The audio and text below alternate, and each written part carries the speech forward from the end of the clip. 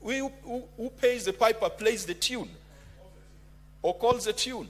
So if they know it's a National Assembly that is involved in their resource allocation, even if there was competing recommendations, you tell EACC to pursue something, they will tell you they're still dealing with the recommendations of the National Assembly because that's where their bread is buttered. Madam Speaker, let me talk about the interview process. We have the Public Appointments Parliamentary Approval Act. Madam Speaker, this is a statutory instrument, or this is law that relates to how Parliament shall conduct itself when it comes to constitutional and statutory appointments. And Madam Speaker, I do not agree with the committee on paragraph 13, page 16.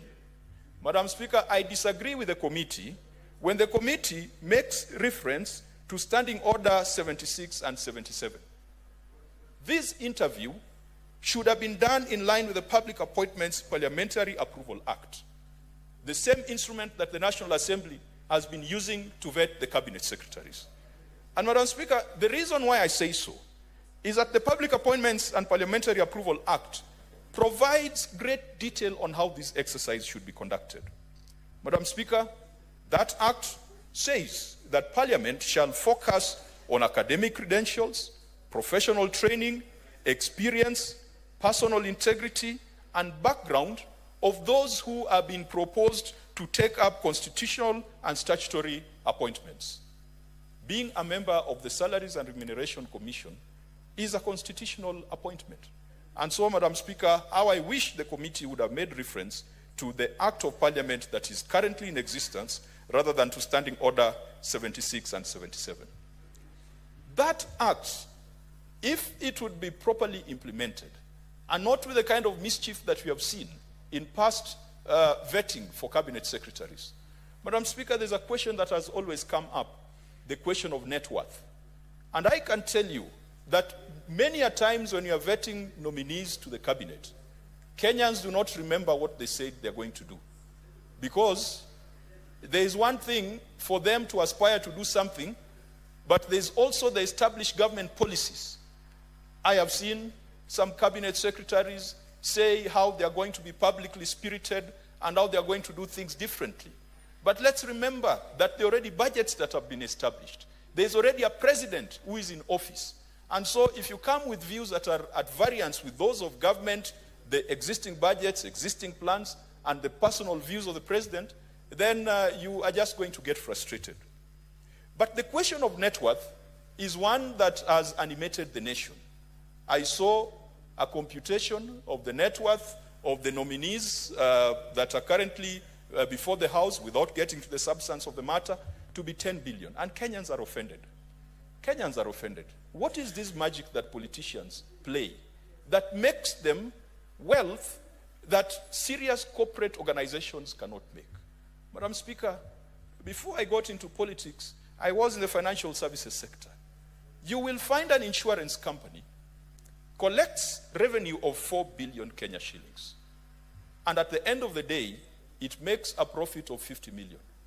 A technical profit. That is once the premiums have been collected and the claims have been paid.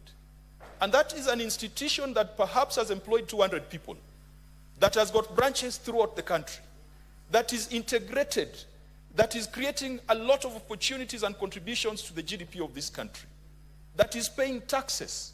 At the end of the day, they'll probably make 50 million as an underwriting profit. What is this thing that members of parliament do that generates them the kind of profits that even insurance companies cannot generate? And it is becoming an insult to the people of this country. The majority who cannot afford, the majority hustlers, we are building for them 2 million houses, 3 million houses, and then we are proclaiming that we are billionaires. How will a billionaire understand the needs and aspirations of that person whose biggest wealth is a 2 million house? Madam Speaker, if we were faithful to this process, even these applicants who are here, we should see an annexure showing how much they are paid in taxes. If I'm worth 300 million Kenya shillings, Madam Speaker, the taxes I pay must be different from the taxes paid by somebody else in Kenya shillings. by someone else who just relies on a salary and has got nothing of value because their liabilities exceed their assets. Madam Speaker, another question that must be asked is a question of conflict of interest. In the substantive act that I've referred to, there is a question on conflict of interest. If my family is doing business, perhaps in the ICT sector, and then I get into government as a minister for ICT, I must disclose and I must lay out before Parliament how I'm going to prevent potential conflict of interest. In fact, in serious jurisdictions, once you get into certain constitutional and statutory positions, you put your assets or your wealth in a trust so that you are no longer directly involved. And so you are not compromised when it comes to procurement and provision of opportunities. We never ask those questions. Another question that we are required to ask under the Public Appointments Act is, have you ever been charged in a court of law? Madam Speaker, you don't hear those questions being asked.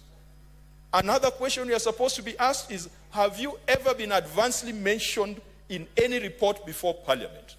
And Madam Speaker, all the 47 county governors have been adversely mentioned in reports before this House. And if you are taking seriously the report